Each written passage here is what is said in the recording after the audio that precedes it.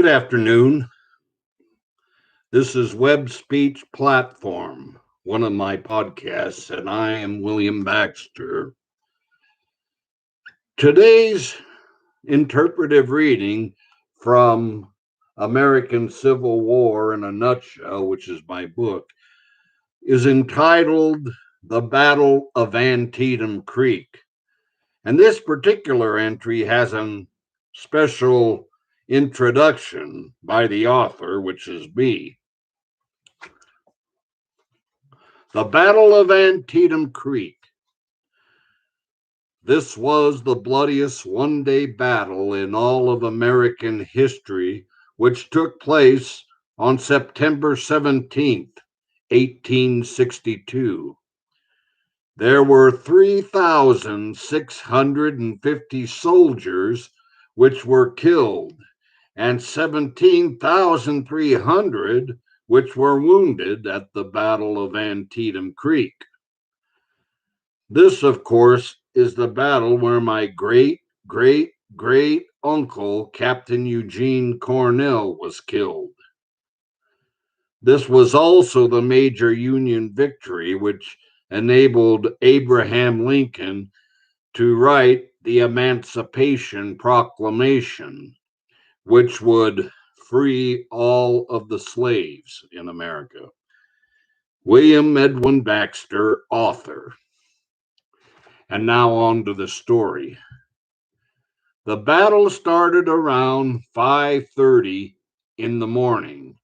Union officer Joseph Hooker and his men resolved to attack the Confederate Army on a plateau where Dunker Church was located. As the Union Army emerged from the woods, they spotted Confederate bayonets in a cornfield nearby, and immediately the Northern soldiers ran into the cornfield after the rebel soldiers, and a bloody gunfight began.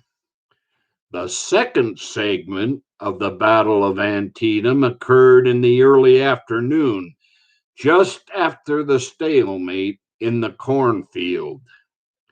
The focus of the battle was now at the Confederacy front somewhere in the center, and by the late afternoon, the Northern Army pushed their way down to the southern portion of the battlefield.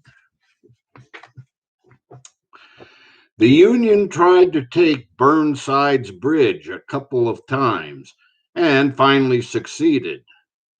There were very heavy losses on both sides, but the Battle of Antietam was a Union victory, the one which was needed for Abraham Lincoln to initiate the Emancipation Proclamation.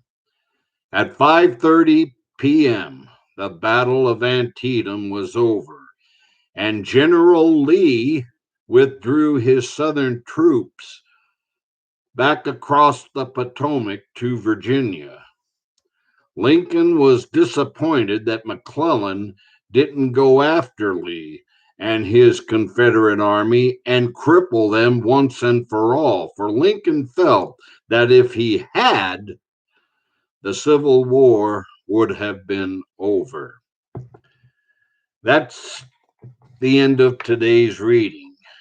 I will be back with another reading from my book, which will be entitled The Battle of Chattanooga.